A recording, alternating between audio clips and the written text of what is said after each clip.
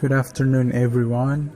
Today we are going to talk about the quantitative research. So, quantitative research, according to John Creswell, 2002, is the process of collecting, analyzing, interpreting, and writing the results of a study by how to select participants for a study, obtain information for a study, selecting instrument for use in collecting data, and managing the collecting data process to collect data. And basically, quantitative research refers to data observation through numerical and statistical data. Everyone, now we're going to talk about experimental research. Experimental research is the research that adopts some scientific approach, such as use a set of constant variable, then compare it with other set of variable as the measurements of the subject experience. The example of an experimental research is conducting a laboratory task. Basically, experimental research could be called successful if the researcher found that a change of the dependent variable it is because the change of the manipulations of independent variable. Types of experimental research. According to what I have read and learned from some source, there are some types of experimental research. The first is pre-experimental research design. This is the simplest form of experimental research design. A group or various groups are kept under observations after factors are considered for cause and effect. It is usually conducted to understand whether further investigations need to be carried out on the target groups, due to which it is considered to be cost-effective. The second, through experimental research design. Through experimental research is the most accurate form of experimental research design, as it relies on statistical analysis to prove or disprove a hypothesis. It is the only type of experimental design that can establish a cause-effect relationship within a group. In a true experiment, there are three factors which need to be satisfied. The first, control group. The second, variable which can be manipulated by the researcher. And the third, random distributions. The third, quasi-experimental research design. The word quasi indicates similarity. A quasi-experimental research design is similar to experimental research, but is not exactly that. The difference between the two, the excitement of a control group. In this research design, an independent variable is manipulated, but the participants of a group are not randomly assigned as per condition.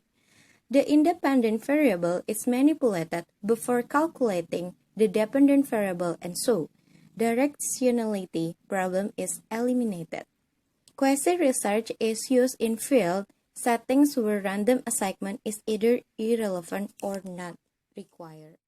Conduct experimental research, we need experimental group and control group. And what is experimental group and what is control group?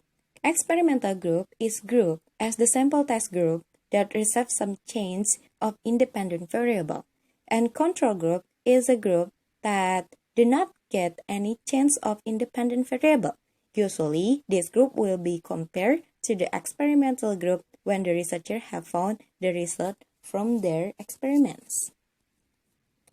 The thing that make experimental and control group different is the change of independent variable that we'll experience in the experiment. According to what I have read, independent variable is the main variable or a main case in a research. Control group will not get any change of independent variable. They was put on in the ordinary condition. For example, We want research about the effect of water on plants. So, control group was put on condition that the plants are not water. So, there will be the comparisons when the researcher get the result from the experiment. Then, experimental group are group that get some change of independent variable. So, this group gets some trait. For example, in the case the effect of water on plants, this group will be water. Also, it is possible an experimental group, it is also possible an experiment use some experimental group, such as group the water normally, group that water too much. Close and open question. The first, closed question. Closed question is the question that is really easy to be answered by respondents.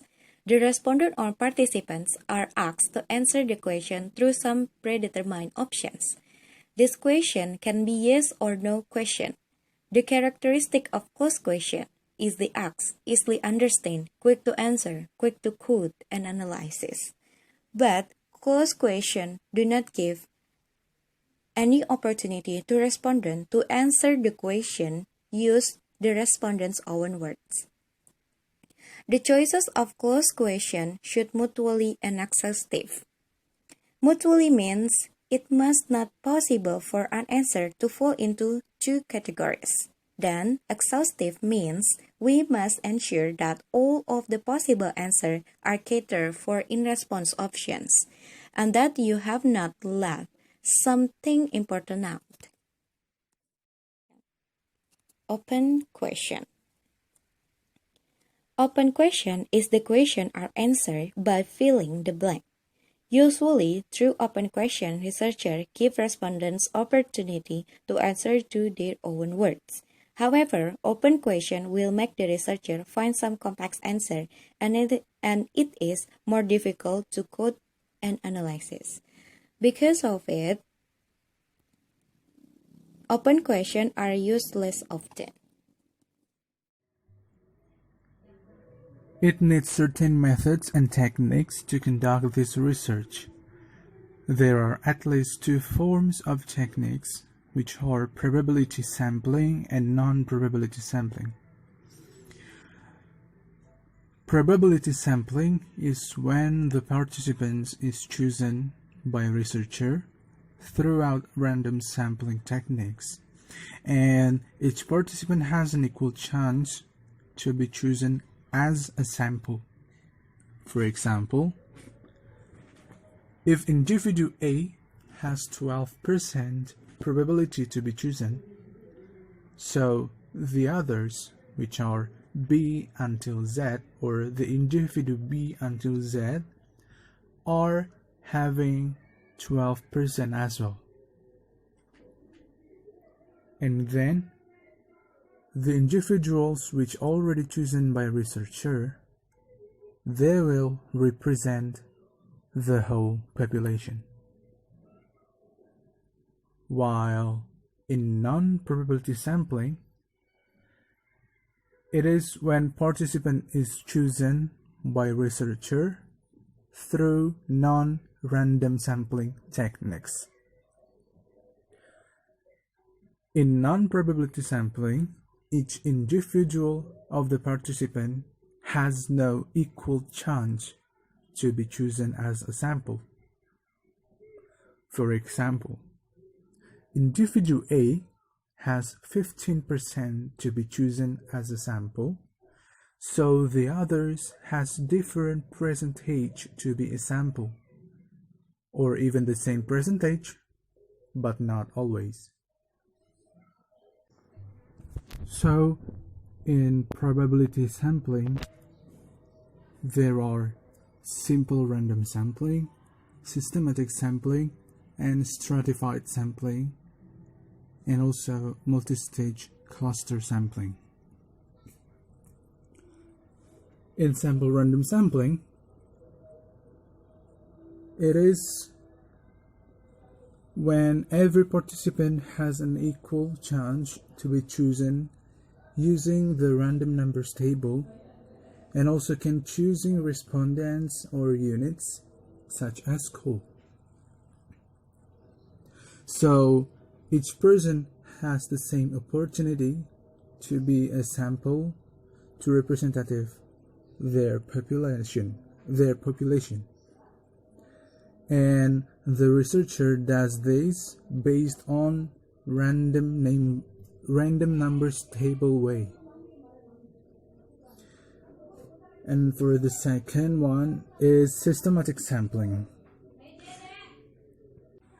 It is the sampling technique where the researchers choose the samples by dividing the population into the total that the researchers want. It's divided into specific nth individuals, like every fifth individuals, or every fourth individual, every ninth, every third individuals, or something like that.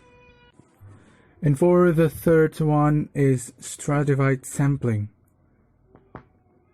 In stratified sampling, the researchers divide the population into smaller groups specifically. It is when the population is divided into the smaller groups that can be called as strata or strata, such as based on the gender. And this is used to make a balance of the samples that the researchers want. And for the fourth one, multi-stage cluster sampling. It is where the researchers divide the population into stages because the population is too large. So the researchers divide the population into stages. And the population is difficult to identify, and that's why the researchers divide the population so that it will make the researchers easier to identify the population. And for now, let's move on to non-probability sampling. There are two samplings here. The first one is convenience sampling, and the second one is snowball sampling.